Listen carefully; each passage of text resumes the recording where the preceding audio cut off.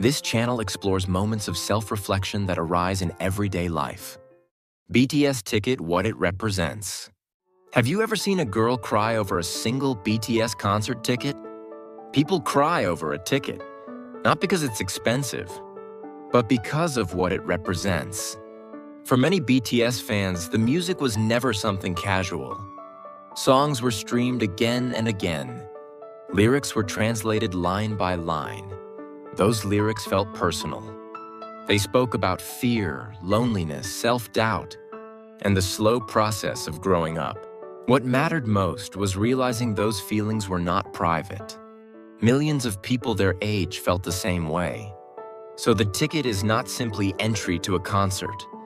It is entry into a shared emotional space with people who experience the same struggles, the same healing, and the same growth. It is no longer just I like this music. It becomes, this is part of who I am. Fans want to stand together with people who understand them, and with the artists who gave language to their inner voice. When they get the ticket, the joy feels overwhelming. When they do not, the disappointment can bring tears, because what they miss is not a performance. It is a moment of shared identity. That feeling of becoming yourself together is something people can feel deeply, whether they are in the East or the West. What would you honestly say? Let's keep going a little deeper. Why do we feel lonelier in crowds? Hannah Arendt once wrote, "Loneliness is not being alone. It is the inability to be with others. Being alone is simple. It is only a physical state. But loneliness is different. It can appear even when people surround us. We stand among voices, faces, and noise, yet still feel unseen. So perhaps loneliness is not about how many people are near us, but about whether anyone truly meets us. And maybe the real issue is not the crowd itself, but how we move through it. First, we confuse presence with connection. Second, we try to be visible to many people, hoping attention will replace intimacy. And third, we avoid vulnerability and keep most of ourselves hidden. We protect our real thoughts behind careful words and practiced expressions. Even in the middle of a crowd, we remain strangers to one another. In the end, company without connection begins to feel like another form of isolation. So now, what if you asked yourself, when was the last time you felt truly understood by someone? Do others see your real thoughts, or only the mask you wear? What would you honestly say? Let's keep going a little deeper. How much do we control emotion?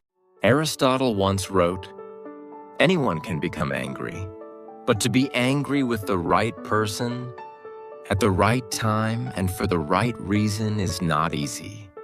Emotion feels immediate and natural. It seems to rise on its own, without permission. So we often say, "I couldn't help it." But perhaps emotion is not only something that happens to us. Perhaps it is also something we learn to shape. And maybe the real issue is that we treat emotion as something uncontrollable from the start. First, we excuse our reactions as if they were automatic. Second, we blame circumstances or other people, believing they caused what we feel. And third, we avoid responsibility for our inner state and call every impulse honesty. We let emotions speak for us before we pause to understand them. In the end, what feels natural begins to rule us more than we rule ourselves. So now, what if you asked yourself, when was the last time you paused before reacting to a strong emotion? Do you guide your feelings, or do they quietly guide you? What would you honestly say? Let's keep going a little deeper. When did violence replace justice? Martin Luther King Jr. once wrote, "Violence never brings permanent peace. It solves no social problem. It merely creates new and more complicated ones. Violence often feels immediate and decisive. It gives the sense that something has been settled. So we mistake force for resolution. But justice was never meant to be loud or sudden. Perhaps it was meant to be patient, measured, and difficult, quietly unfolding over time. And maybe the real issue is that we have begun to confuse punishment with justice. First, we react quickly, believing harm should be answered with harm. Second, we demand visible consequences. We assume severity proves fairness and that stronger punishment must mean justice. And third, we stop listening and choose sides before we understand what truly happened. We reduce complex conflicts to simple enemies and call that clarity. In the end, what feels like strength begins to replace what is actually right.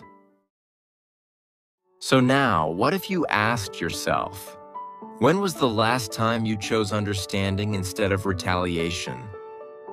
Do you seek justice or only the satisfaction of seeing someone lose? What would you honestly say? Let's keep going a little deeper. Does progress require sacrifice? Walter Benjamin once wrote, "Progress is a storm that drives us into the future, while debris piles up behind us." We often speak of progress as something purely positive, a forward movement that promises improvement, growth, and hope. But progress rarely arrives without cost. Some people work longer and sacrifice more to keep progress moving. Loss is reframed as necessity, and progress continues. Over time, sacrifice stops, sounding like a choice, and begins to feel expected. And maybe the real issue is not sacrifice itself, but how easily it is justified. First, progress is often described in abstract terms, detached from personal cost. Second, sacrifice is framed as temporary, even when its effects are lasting.